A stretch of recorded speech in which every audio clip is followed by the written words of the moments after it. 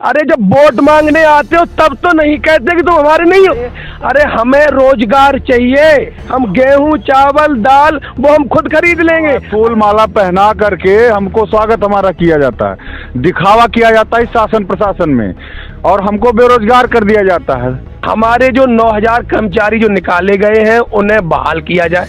ये नहीं समझ में आ रहा है कि इस प्रशासन इस भ्रष्ट कंपनी पे इतना मेहरबान क्यों है। ये कंपनी दबाव बना के 4 घंटा ओवर टाइम कराती है और उस ओवर टाइम के पैसे नहीं देती है। अरे 18,000 ही दे दो।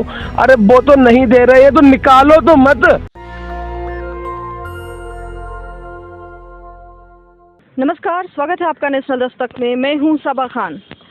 मेरे साथ इस वक्त 108 एम्बुलेंस के ड्राइवर हैं जो कि अपनी नौकरी से निकाले जाने पर परेशान हैं, और इन्होंने जो कोरोना काल में शहीद हुए एम्बुलेंस ड्राइवर थे उनके लिए बीमे की भी मांग कर रहे थे। तो उस दौरान उसको भी लेकर इन लोगों को अब इन्होंने क्या आवाज़ उठाई और उस पर क्या इन लोगों ने बात की और किस लिए इनको इनकी नौकरी से निकाला गया है, आइए इन्हीं से ज़्यादा जानकारी के साथ बात करते हैं। सर, क्या नाम है आपका? मैं राघवेंद्र तिवारी, जीवनदानी संघ से प्रदेश प्रवक्ता। क्या मांगे हैं आपकी? आप लोग को नौकरी से निकाला गया है? जी, हम लोगों की जायज़ मांगे थी। कोविड काल में जो हम लोगों ने आम जनमानस की सेवा दी है और सेवा करते हुए हमारे 9 कर्मचारी शहीद हो गए। जो सरकार ने 9 लाख रुपए पैरामेडिकल स्टाफ या जो भी मेडिकल का वर्कर था उसको देने के लिए कहा था, 50 लाख रुपए बीमा देने की बात कही थी। उन मांगों को लेकर के 23 जुलाई को हम लोगों ने यहाँ पे धरना प्रदर्शन किया था। उसके पहले हमारा पत्राचार के माध्यम से शासन प्रशासन को अवगत कराते रहे, और कंपनी की भ्रष्ट चालों के कारण और कंपनी अधिकारियों को गुमराह कर रही है। हमारे 9,000 कर्मचारियों को जिन्होंने कोविड में कार्य किया है उनको निष्कासित कर दिया। आज 5 माह से मैडम हम लोग शासन प्रशासन, मुख्यमंत्री, स्वास्थ्य मंत्री सबसे अपनी गुहार लगा रहे हैं और बेरोजगारी की स्थिति में आ गए हैं, भुखमरी की कगार पे हैं। और हमारी बात सबके संज्ञान में होते हुए भी कंपनी की इतनी बड़ी पकड़ हो गई है कि वहाँ पर ना तो वो श्रम मंत्री का फ़ोन उठाते हैं। 14 आपने किसी से कॉल करवाई है क्या? माननीय स्वामी प्रसाद मौर्य जी जो उत्तर प्रदेश के श्रम मंत्री हैं, 13 कालें कर रहे हैं। वाइस प्रेसिडेंट एक प्राइवेट कंपनी का वाइस चांसलर कॉल नहीं उठाता है। 14 नोटिसें श्रम विभाग से लगातार उनको बुलाया जा रहा है, वार्ता के लिए आने के लिए नहीं तैयार है। इसका केवल प्रमुख कारण एक है कि उत्तर प्रदेश में भ्रष्टाचार फैला करके फर्जी केसों के माध्यम से बहुत मोटी धनउगाही की जाती है। ये पुराने कर्मचारी जो 9,000 थे इनको निष्कासित करके नए कर्मचारियों से 35,000 40,000 रुपये डीडी वसूली जा रही है, और मोटा पैसा स्वास्थ्य विभाग के सक्षम अधिकारियों को पहुंचाया जा रहा है, जो कि शासन और प्रशासन को गुमराह कर रहे हैं और हम लोगों की जायज़ मांगों को भी नहीं माना जा रहा है। आज 5 माह से हम लोग परेशान हैं और आश्वासन के अलावा कुछ नहीं मिला। अभी 20 तारीख को निष्कासित किए हुए 5-6 हज़ार कर्मचारी हमारे जीविके हेड ऑफिस के गेट पे पहुंचे थे और एम्बुलेंस कर्मचारी जो बर्खास्त हुए उनकी वापसी की मांग की थी, लेकिन केवल प्रशासन के द्वारा मुख्य सचिव माननीय अवनीश अवस्थी के द्वारा वार्ता कराई गई और आश्वासन फिर दिया गया कि 2-4 दिन में आपकी वार्ता कराई जाएगी। आपने पूरी कोशिश की कि सरकार आपकी बात मान ले, आपको नौकरी पर रख लिया जाए। जब नौकरी पर नहीं रखा गया तब आप लोग धरने पर आए। 5 माह से लगातार प्रयास कर रहा हूँ। हमारा संगठन भारतीय मजदूर संघ से संबद्ध है। हमारे संगठन के प्रदेश अध्यक्ष माननीय हनुमान पांडे जी, भारतीय मजदूर संघ के प्रदेश महामंत्री माननीय अनिल उपाध्याय जी के द्वारा शासन प्रशासन, स्वास्थ्य विभाग का NHM MD से लेकर के कोई ऐसा व्यक्ति नहीं है जिनसे लगातार गुहार न लगाई जाए। जबकि भारतीय मजदूर संघ जो है वो कर्मचारियों का ऐसा संगठन है जो सरकार के सापेक्ष है, RSS से भी वो संबद्ध है। जब बताइए उनकी बात नहीं सुनी जा रही है। ऐसी भ्रष्ट कंपनी पे सरकार को कार्रवाई करने पे क्या गुरेज है, ये समझ में नहीं आ रहा है। आप लोग ये बताइए कि क्या बोलकर आप लोग को नौकरी से निकाला गया है? हमें ये बोलकर निकाला गया है, हम अपनी मांगे लेके गए थे। हमारी मांगे ये थी, जो कोरोना काल में जो हमारे साथी लोग जो खत्म हो गए थे कोरोना संक्रमित होके, तो उनके लिए ये बताया गया था कि 50 लाख रुपए जो उन्हें बीमा राशि दी जाएगी वो, और ये आज से नहीं, ये अन्याय कम से कम जब से ये कंपनी सन 2012 जो एम्बुलेंस ड्राइवर थे वो कोरोना काल में सेवाएं देते हुए संक्रमित हुए थे और तब उनकी डेथ हुई थी। जी, उस समय हमारे जो कोरोना योद्धा थे, जो हमारे जो एम्बुलेंस कर्मचारी थे, वो कार्यरत थे, और उसी समय कोरोना काल में प्रधानमंत्री जी ने उनसे बात की फ़ोन पे, जो मीडिया द्वारा वो दिखाया भी गया, सभी ने देखा। और इसमें बताया गया कि प्रधानमंत्री ने बड़ा तारीफ़ की उनकी कि आप तो देवदूत हैं, आप तो कोरोना योद्धा हैं, अगर आपको कुछ भी होता है तो हमारी सरकार 50 लाख रुपए प्रति व्यक्ति को देगी अगर कोई ख़त्म होता है तो। 9 बंदे हमारे खत्म हो गए, 1 रुपया दिया नहीं गया। उसके बाद जब हम मांग लेके पहुंचे अपनी वेतन वृद्धि को भी लेकर, तो इन्होंने ये कह के आश्वासन दे के हटा दिया, और जब हमने मांगे तेज करी तो कि नेतानगरी दिखाते हो, इसलिए जो वरिष्ठ जितने हमारे कर्मचारी थे उन सबको निकाल दिया गया।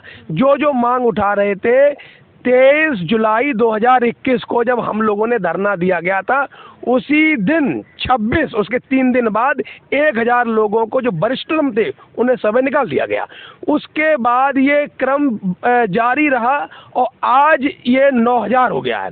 9000 लोग निकाल दिए गए हैं। वैसे भी यूपी में, भारत में इतनी बेरोजगारी है कि 45 साल में सबसे उच्चतम स्कोर पे बेरोजगारी है। क्राइम वगैरह वो है तो है ही, लेकिन आज हम अपने न्याय के लिए यहाँ पर आए हैं कि हमारी मांगे जो मुख्य 4 हैं वो ये हैं कि हमारे जो 9000 कर्मचारी जो निकाले गए हैं उन्हें बहाल किया जाए और उनका पूरा वेतन दिया जाए, और उन पर एस्मा के तहत जो कार्रवाई की गई है, हमारे इन्हीं में से बहुत से साथी ऐसे हैं जो इन पे पुलिस धमकाती है, कहती है आप जेल जाओ, और ये बेचारे छुपे छुपे घूम रहे हैं सिर्फ इसलिए क्योंकि उन्होंने न्याय मांगा।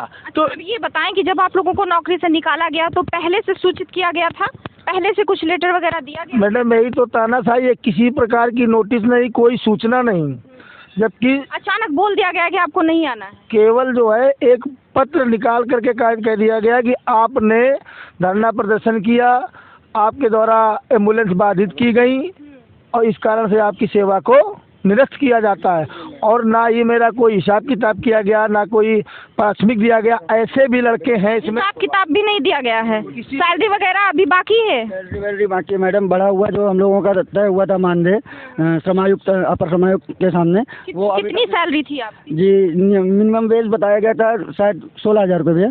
8 घंटे के 8000 और 4 घंटा ओवर टाइम अगर लगा लिया जाए तो ये 23,500 पड़ता है प्रति व्यक्ति में, क्योंकि 12 घंटे ड्यूटी लेते हैं। जो ऊपर जो हमारा जो तय हुआ है श्रम आयोग द्वारा कि 8 घंटे ही आप किसी मजदूर से काम करा सकते हैं, ये तो बिल्कुल डॉक्यूमेंट्री है, लेकिन ये कंपनी दबाव बना के 4 घंटा ओवर टाइम कराती है और उस ओवर टाइम के पैसे नहीं देती है। और अब तुम्हें एक बड़ा शॉकिंग जानकारी दे कि जब ये कंपनी बनी थी सन 2012 में तो 4500 तनख्वाह थी।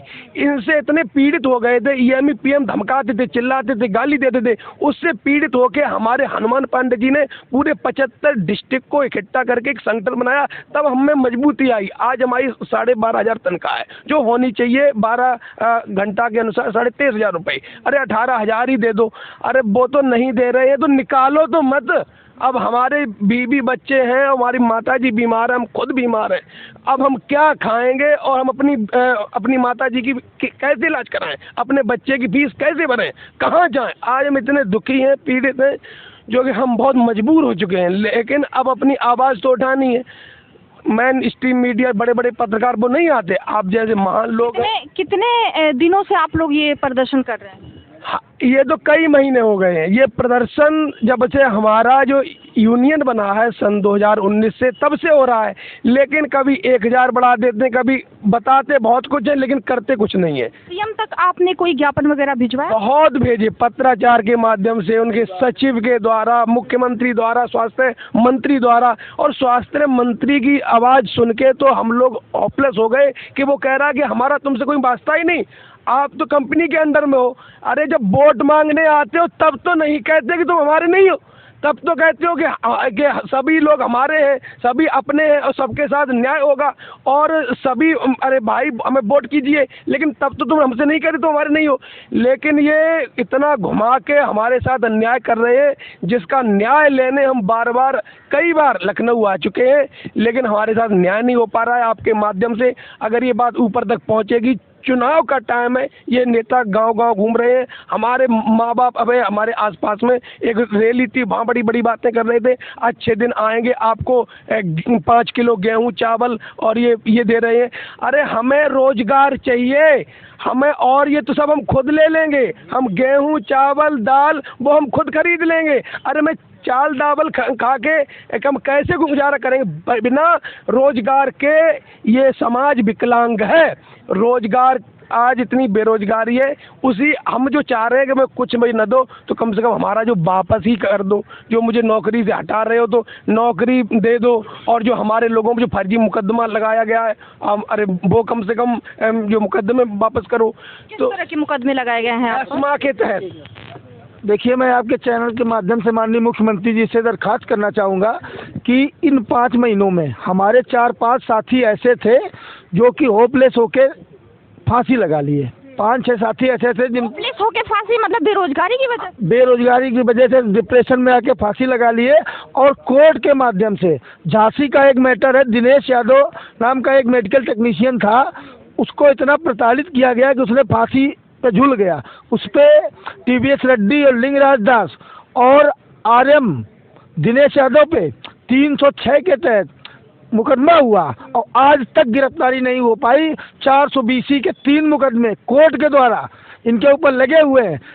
ये नहीं समझ में आ रहा है कि प्रशासन इस बेस्ट कंपनी पे इतना मेहरबान क्यों है, इनको उठा के जेल में क्यों नहीं डाल रहे हैं। और हम लोग बेरोजगार हैं, नवयुवक हैं, आम जनमानस की सेवा किया है, कोविड काल में कार्य किया है, और हम लोगों पे उल्टे मुकदमे लगाए जा रहे हैं कि कोविड उल्लंघन का, कहीं किसी का 7 मुकदमे। लेकिन योगी और मोदी तो जब स्टेज पे आते हैं तो वो तो यही बोलते हैं कि हम तो जो भी एम्बुलेंस कर्मी हैं, जो भी एम्बुलेंस ड्राइवर हैं, उनको मैं मान सम्मान के नजरिए से देखता हूँ। मैडम सिर्फ ये दिखावा है, मान सम्मान नहीं, एक दिखावा है। फूल माला पहना करके हमको स्वागत हमारा किया जाता है, दिखावा किया जाता है इस शासन प्रशासन में, और हमको बेरोजगार कर दिया जाता है। जितनी भ्रष्ट कंपनी जीबीके है, कई जगह ब्लैक लिस्टेड है, सबको पता है। लेकिन यहाँ की सरकार इस पर क्यों मेहरबान है? बेरोजगारों को मतलब रोजगार न देके इनको सिर्फ बेरोजगार किया जा रहा है।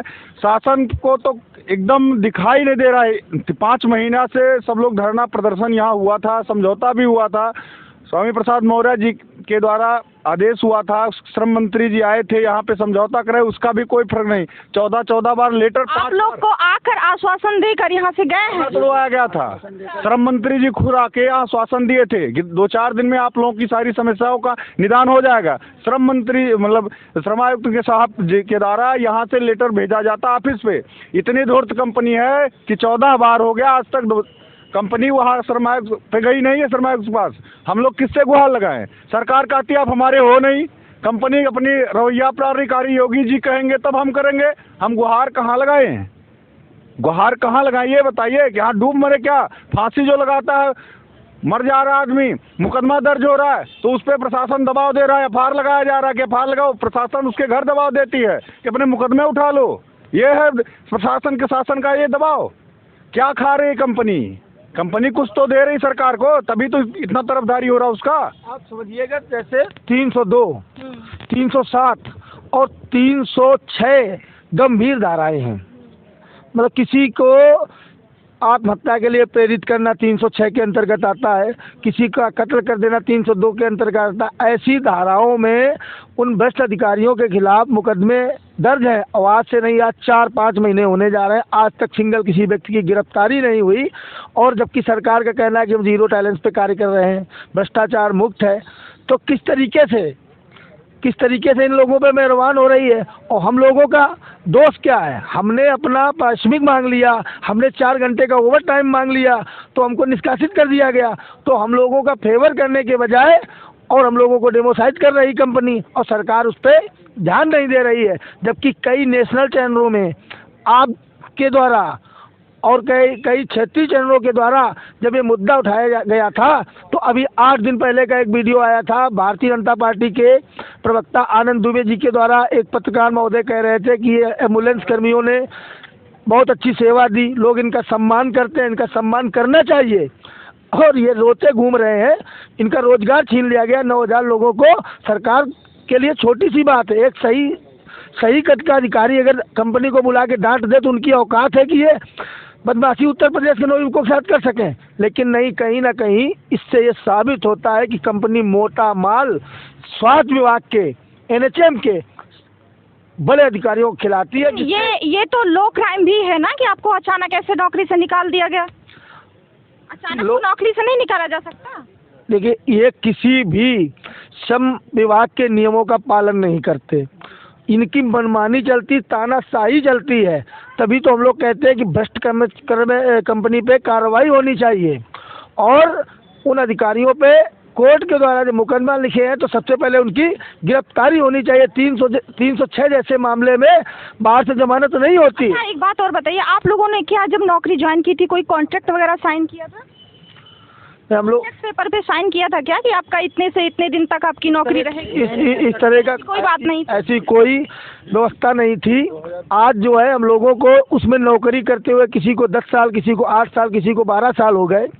अब इस उम्र में अगर 10 साल सेवा देने के बाद जिनको निकाल दिया जाएगा तो वो ओवर एज हो जाएंगे और इस स्थिति में उनको कहाँ जॉब ढूंढने जाएंगे। जब देश पर महामारी आई तो इन लोगों ने अपनी जान को जोखिम में डालकर देश के लिए बहुत बड़ा योगदान दिया। इन लोग ने अपनी जान की परवाह ना करके इन्होंने बहुत बड़ा जो है देश के लिए काम किया। और सरकार ने हमेशा लगातार ये बोलती रही कि एम्बुलेंस जो ड्राइवर हैं वो बहुत बड़ी उनका बहुत योगदान है देश के लिए, उनको सम्मान दिया जाएगा और उनको सम्मान की नज़रिए से देखा जाता रहा है। लेकिन जो यहाँ पर लोग बैठे हैं उनके बारे में आपकी क्या राय है? क्या सोचते हैं? सरकार के जो वादे हैं, जो बड़ी बड़ी बातें हैं स्टेज पे सुनने को मिलती हैं, क्या वो सच में दिखती हैं या है ऐसा? अपनी राय ज़रूर दीजिएगा और देखते रहिए नेशनल दस्तक। नेशनल दस्तक की आपसे गुजारिश है कि अगर इसको बचाना चाहते हैं तो नेशनल दस्तक को सब्सक्राइब करने के लिए रेड कलर के सब्सक्राइब बटन को दबाएं, फिर बेल आइकन की घंटी दबाएं। नेशनल दस्तक को बचाने के लिए बहुत जरूरी है कि हर खबर को शेयर करें, लाइक करें, कमेंट जरूर करें।